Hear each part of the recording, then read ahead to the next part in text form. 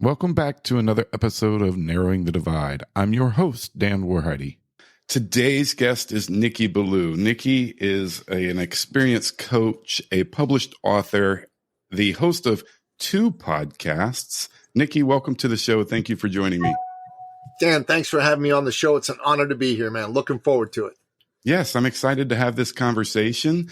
I read your bio and studied a little bit about you, and there's some things I'd love to get into. But first of all, let's talk about your work. What do you do currently? And tell me a little bit about your podcasts too.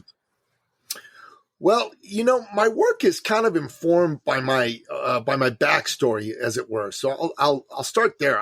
I'm originally an immigrant from the Middle East. I'm a Christian from Iran. When I was 11 years old, the Islamic Revolution took place in Iran. And my late father, God rest his soul, he could see the writing on the wall that this was not going to be a place to raise a Christian family. So together with my mom, they made a plan to get me and my 2 brothers out of Iran. It took a few years, but eventually they got us out and we settled where I now live in Toronto, Canada. Now, at the time, being a kid, I didn't want to leave my home. I didn't want to leave my friends.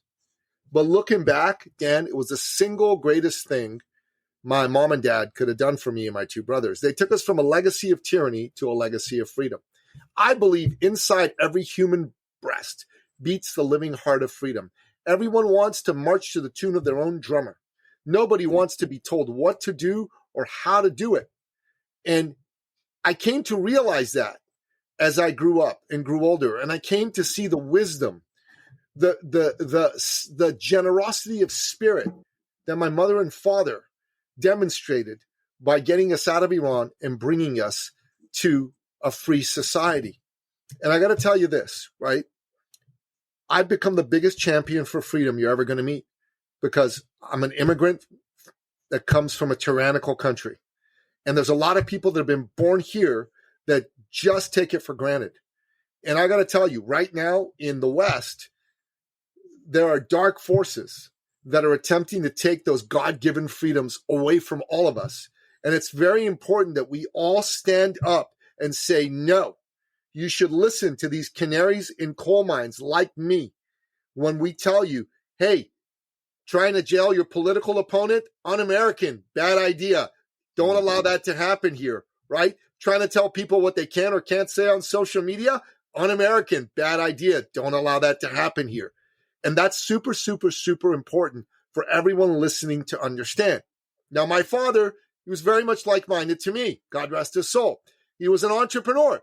He was a believer in human beings and people. He'd always go tell me, son, life is not about money. It's about people. And I go, okay, Dad. And he'd say, son, even business is not about money. It's about people. And I go, Dad, what are you talking about? Of course, business is about money. Without money, you can't have any business. It's a smart aleck, right?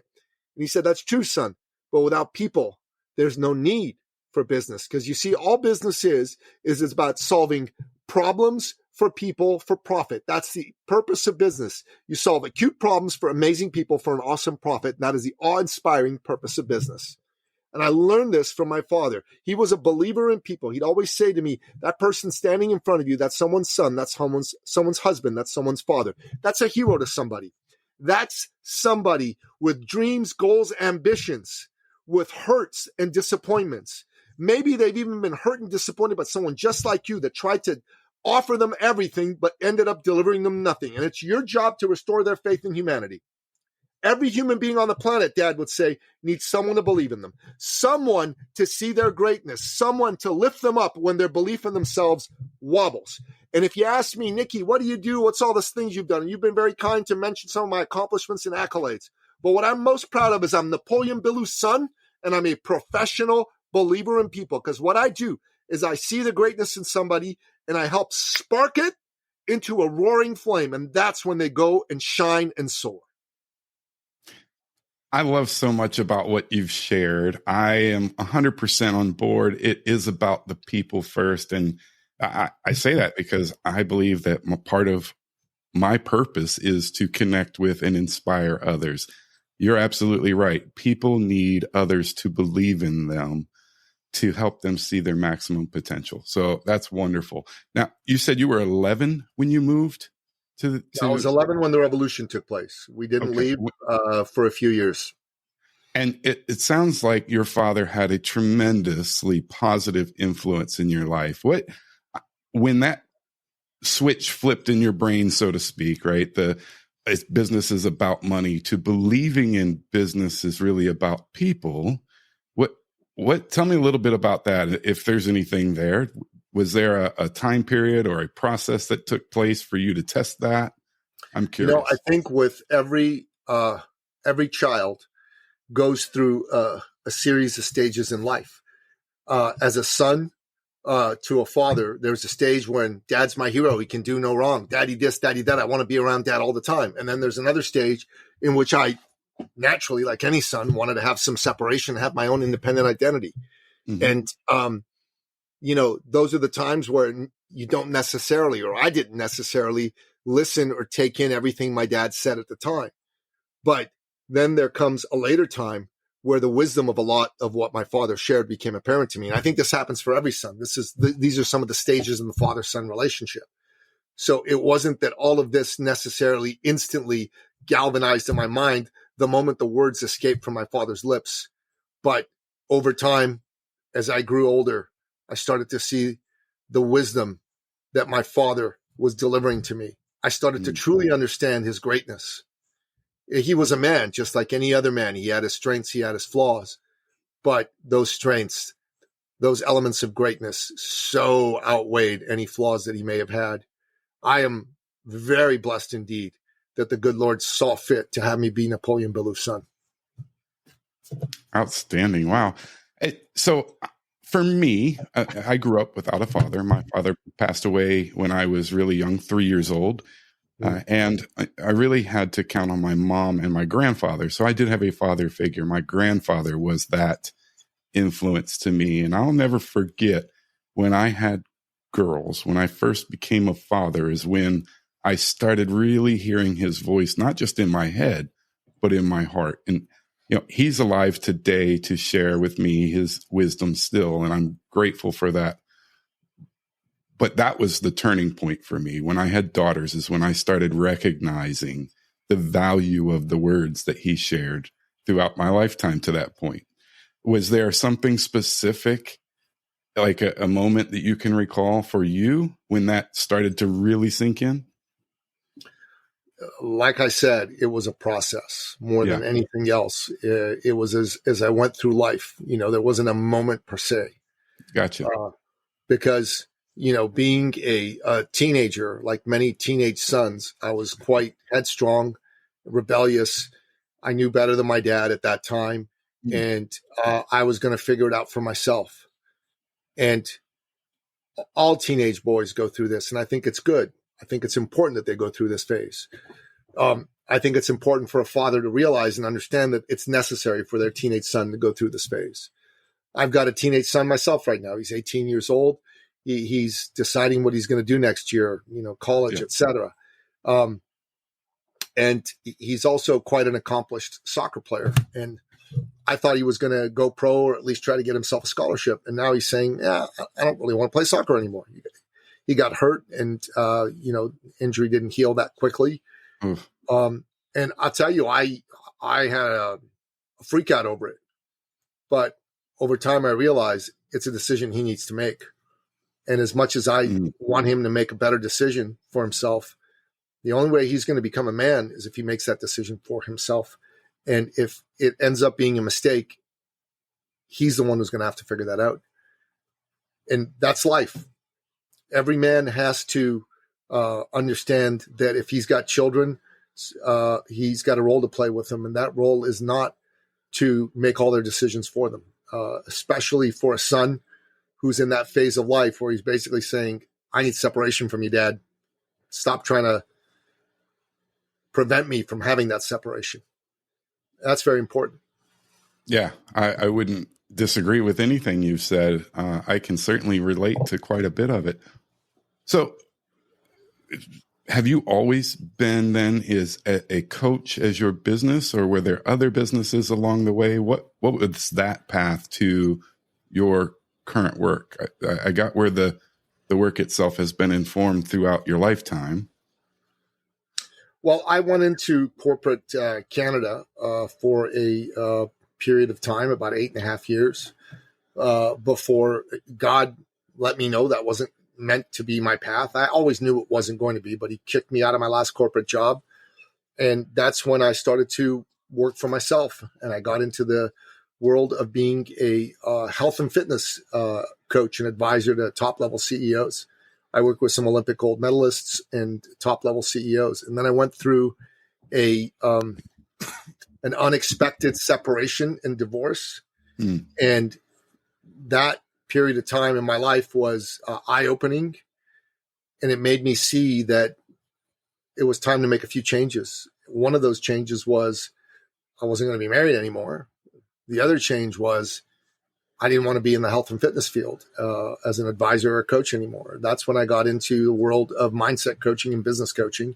It's when I wrote the first of my 10 books, Finish Line Thinking, the first edition, How to Think and Win Like a Champion. That book kind of put me on the map. I started to get a lot of clients as a result. I wrote a second edition of that book. And that got me going in a big and powerful way. Yeah. What I saw was, this is again from my father's teachings to me, that there's a lot of good people that go into business. In fact, the best people go into business, right? The very best people, the ones with big hearts, with big ambitions, a desire to make the world a better place, and a desire to do good for their families and themselves. The problem is, for a lot of those people, their morals, their ethics are first rate, but their business skills, their sales and marketing skills are not. So they are unable to get sales. They're unable to properly market, and they're afraid of selling some of them, like they don't want to be seen as pushy or reeking of commission breath. And me, I never had that issue. I think sales is awesome. And to me, sales is the most noble thing you can do, because it's what allows your business to grow. It's the lifeblood of any business. So I started to get involved in coaching people to help them get past whatever mindset fears they had around sales. Yes. And that was something that I've been pretty successful at. I've helped a lot of people go from framing sales as a bad thing to framing sales as a good thing, to framing it as service.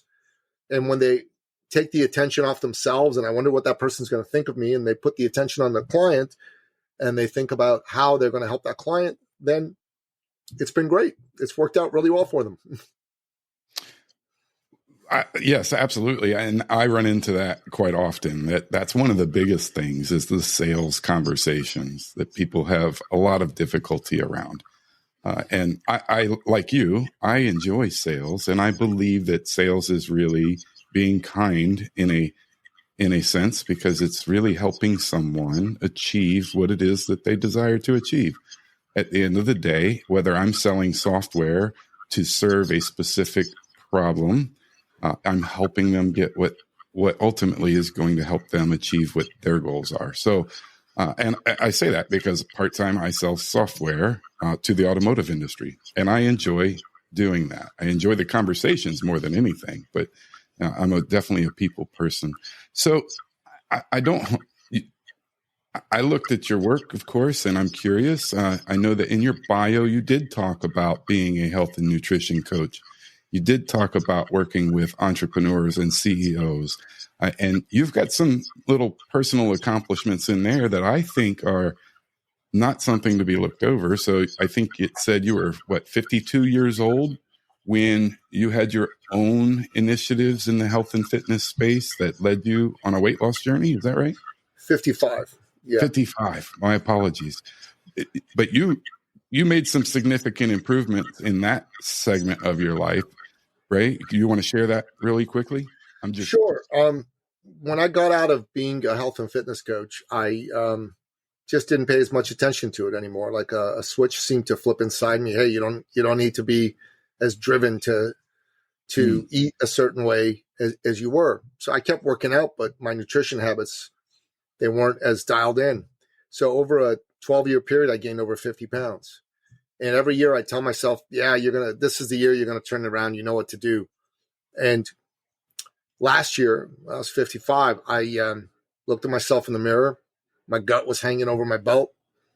And I said, screw this, no more. And I decided that I wasn't going to try to do it by myself because I was no longer a health and fitness coach. So I hired one. I hired one that I carefully vetted. And this is a fellow who'd worked with people in my age range and got him on stages for bodybuilding competitions. And within 6 months, with his help, I was able to drop 58 pounds. I went from 227 to 169. And since then, we decided that I was going to do a bodybuilding competition, which I'm training for right now, so I could have my body be fully symmetrical. Because, I lost a lot of weight. I became pretty skinny. And I realized that some parts of my body were not symmetrical with the rest of my body. And I wanted to have a fully symmetrical look. So that's kind of what it was. And it was very powerful because it made me realize if I can make a big result like this happen, what else can I make happen that I'm not pursuing? And so I started to pursue a few other things in business and with respect to some other goals that I have. And it's been wonderful. It's been wonderful. I think that's amazing. I think there's a lot of people out there, and they may not be listening to this podcast in particular, but find themselves in that space, right? They're, over 50 and they may or may not be happy with where they are physically and health-wise from a dietary standpoint. And I think it's important to demonstrate, like you are, that it can be done. And there are resources out there for people that fit that criteria. So thank you for sharing that. So let's talk. We didn't yet talk about your podcast, but you currently host 2 of them, correct? Yeah. I host a podcast called The Thought Leader Revolution, where I interview the world's top experts and thought leaders in their fields. I've had some world-renowned guests on, folks like Dr. Ken Blanchard, Dr. John Maxwell, Jack Canfield, Mark Victor Hansen, as well as Mark Devine from SEAL Fit, a whole bunch of really cool people like that. And then I've got another podcast called The Sovereign Man. And that podcast is aimed at uplifting men, manhood, and masculinity. And I basically talk about topics that are relevant to men when it comes to relationship, success, health, fitness. All but 2 of my guests have been men. I brought 2 women on who are champions for men. That's why I brought these ladies on. Mm-hmm. But the folks that come on the show, they share some good stuff with our listeners, and they make the men think, which I think is important. Thinking is the hardest work in the world. That's why so few people actually engage in it. Absolutely. Speaking of thinking and engaging in thinking, it sounds like you're fairly well informed. You're doing some great work through the 2 podcasts. You've got experience with your coaching and through some of your own personal challenges. What else do you do, Nikki, to feed yourself that information and positivity and growth? I read a lot. Every year I read over 100 books, and I listen to some podcasts other than my own that are full of positive people. I think that's important. And I go on other people's shows, like having a positive conversation like this is good for me. So 2 or 3 times a week, I'm on someone else's show. 2 or 3 times a week, I do my own show.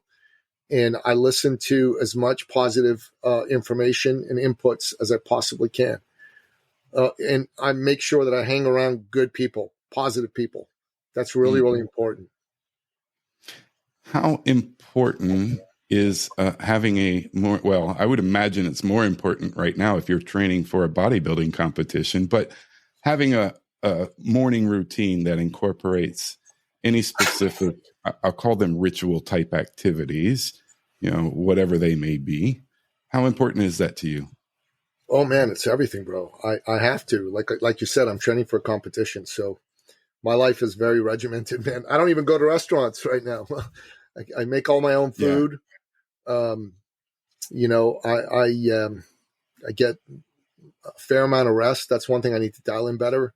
Got workouts that I do that, coach gives to me.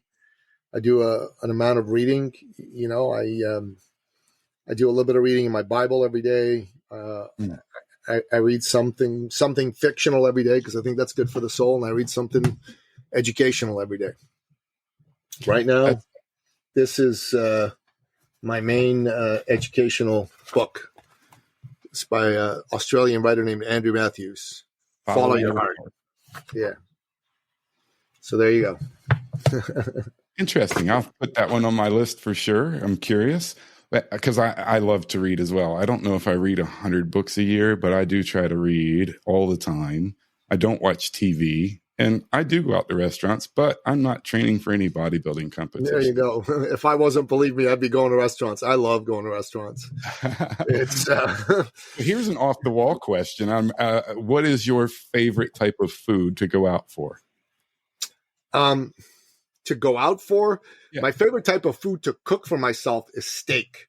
Yes. And I have steak every day. That's how much I like it. But to go out for, I really enjoy going to a particular sushi restaurant. I love sushi, but I'm not allowed to have sushi at the moment. I haven't had it in months and won't be having it for several more months. But when I'm allowed to go and eat that sort of food again, that'll be it. I'm going out hungry, and I'm going to gorge myself on sushi. I love that. Hey, so you mentioned you study the Bible regularly. How important is faith to you, and how important is it to how you conduct business? I'm a Christian, and I do everything in my power to live a Christian life. And I think it's important to include business in life. So for me, life and business are one and the same, if you will. Yeah. And I believe that for me anyways, incorporating that into how I think, how I act, how I conduct myself is very, very important. I have had many clients who are faith-based clients. I don't only work with faith-based people, but I'll tell you, it is really easy to work with faith-based people. Well, I'm curious then, why do you say it's really easy in comparison? Because I've worked with plenty of other Christian coaches in particular, and I am a Christian as well, and I don't work just with Christian business or entrepreneurs, but I don't know if I've ever heard anyone make that statement. So why do you believe it's easy to work with faith-based people? Because most of them take being honest very seriously. You know? Yes, there's a character quality in people I love to work with. Yeah. And most of them are, they're coachable. They're just coachable. And it's important to have clients that are coachable. Like, look, a big part of what I do is I help folks make more money, make more sales, right? I got a sales accountability program that I run. I call it 90K in 90 days. It's all about generating a minimum of an extra 90K over the next 90 days, over and above whatever else you're bringing in. And I'm going to be straight with you, Dan. Please. It's a great program, but it is a challenging program. We kick your butt. Like, there's a reason why people aren't making the sales they want to be making. It's because they're not doing the things they need to be doing when it comes to generating sales, like phone calls, messages, follow-ups. And this all sounds like, oh my God, I can do that myself. I don't need that. Bull manure. Okay? No freaking way would you do it on your own, because if you would do it on your own, you'd already be doing it. There's a reason why you're not doing it, because you don't like to. It's not fun. And it's a lot more fun to do other things that don't generate money for you. Being perfectly honest here, Dan, right? It's the reason why most people aren't making the money they want to be making. Let's be straight, right? So when someone works with us, our coaching is, you must do this, this, this, this, and this. And then we work to get whatever mindset trash is in the way out of the way. You need coachable people to do that work. So if you decided, hey, Nikki, I'd like to make another $90,000 in the next 90 days, sign me up, right? I go, all right, Dan, come on in. First thing we're going to do with you is say, Dan, you need to watch the following videos on a structure of a sales conversation, on objection handling, and on clearing out any mindset trash that you have. We're expecting you to watch those. So if a week goes by and you haven't watched them, that's a problem, right? Yes. And it's a problem. And if a week goes by and, we also have like weekly online kind of like forms we have you fill out, how many meetings did you have? How many calls did you make? Blah, blah, blah. This is like sales manager type stuff, right? And if you don't fill it out, we got a problem. If you fill it out and you've made no calls and you've set up no meetings, we got a problem. And I don't want clients like that. I don't. I'm just being straight with you. I don't. Like, if you're going to pay money to be in my program, I insist on making you a massive return on your investment. And if you're not going to be my partner in making you a massive return on the investment, I don't need your money and I don't want you as a client. I love that. I filter similarly. My approach is slightly different to how I create my clients. That said, I'm looking in that process of bringing people into my world. I'm filtering for very similar things. Where is their ability to demonstrate action? Are they honest and transparent? And are they ready to do the work? Those are things I absolutely look for before I ever make a proposal to work with somebody.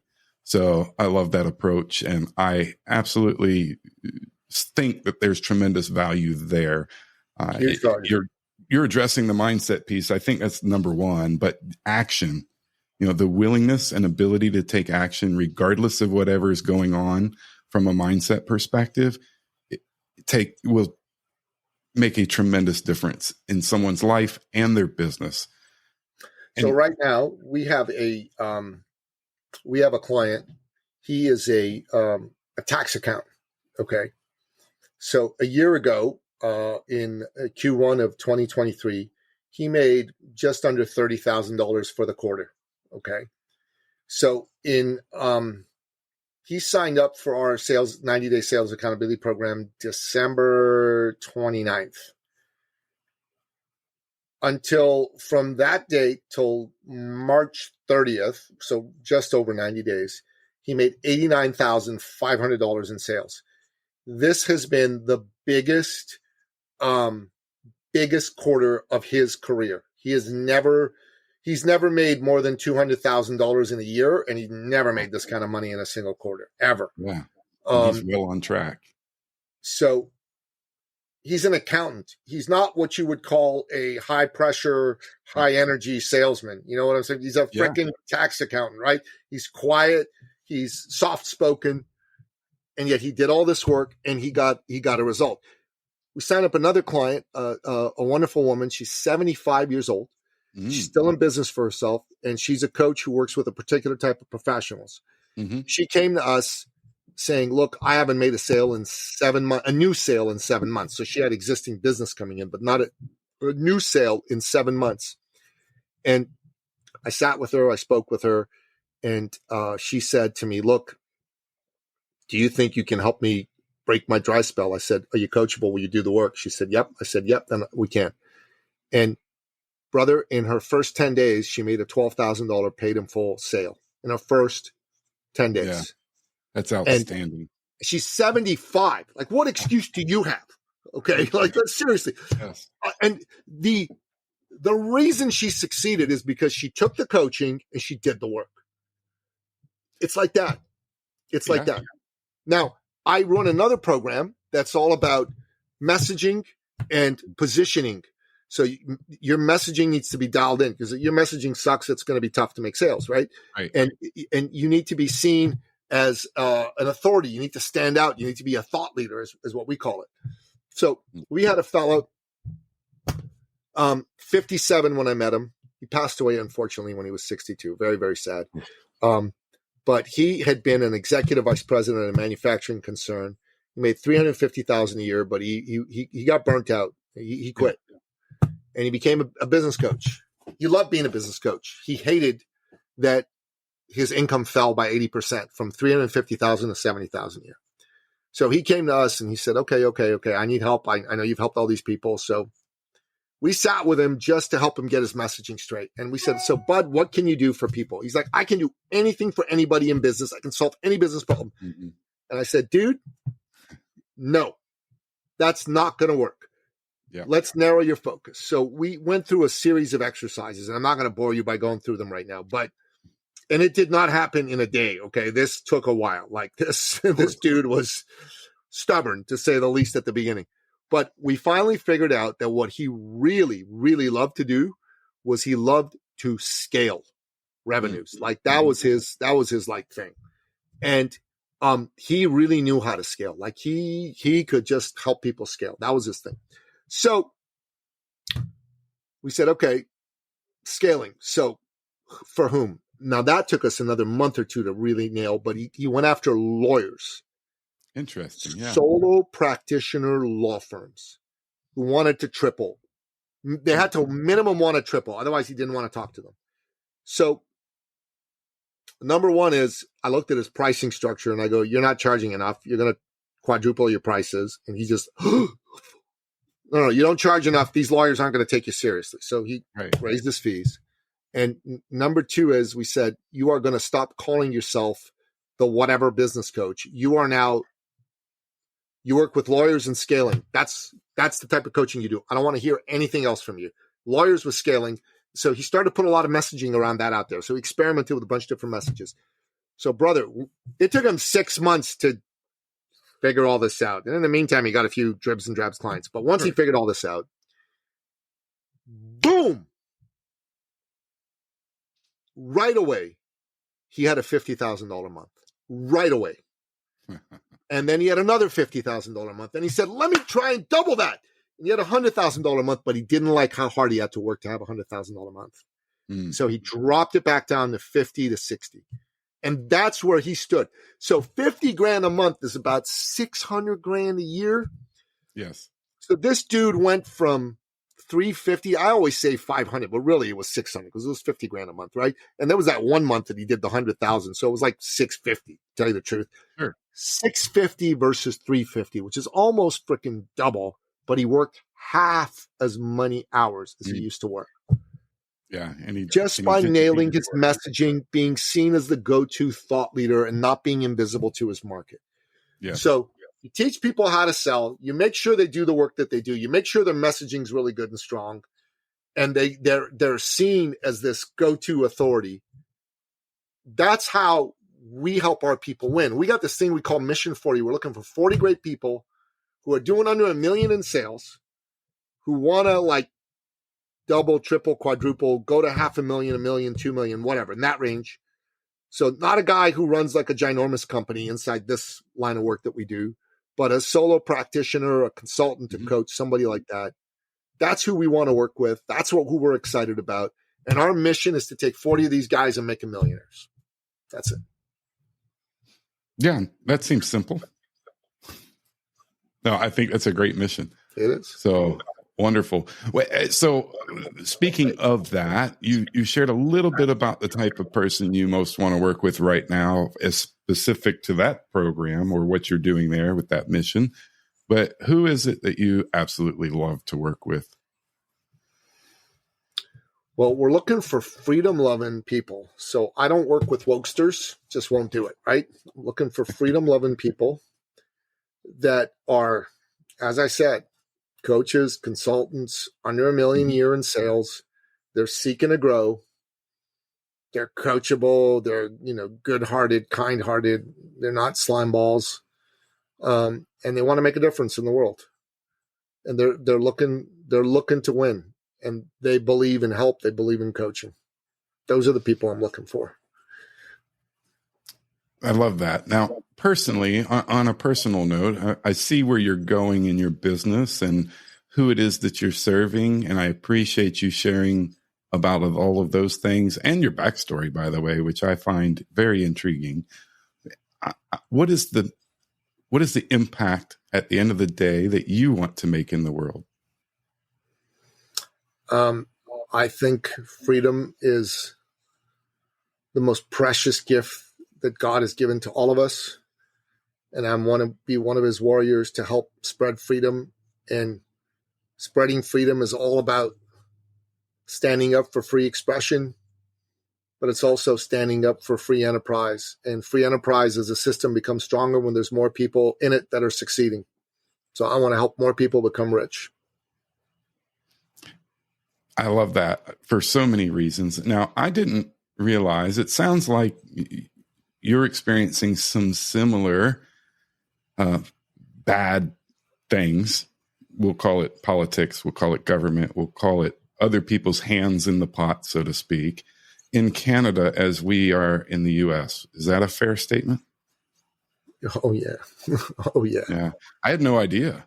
We in the US, I would speak for myself, but generally speaking, people I associate with, it's like, that we cross that border and there's no real idea of what's happening in other people's worlds. So I appreciate you sharing that from where you sit. It's nice to know, one, that we are not alone.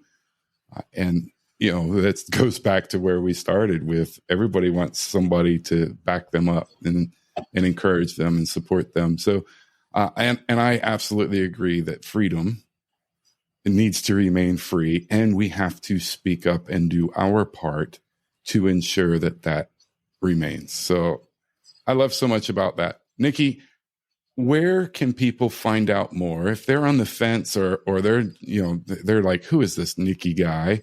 Where can they go find out the most about you, your work, or any of the other things you'd like to share with them?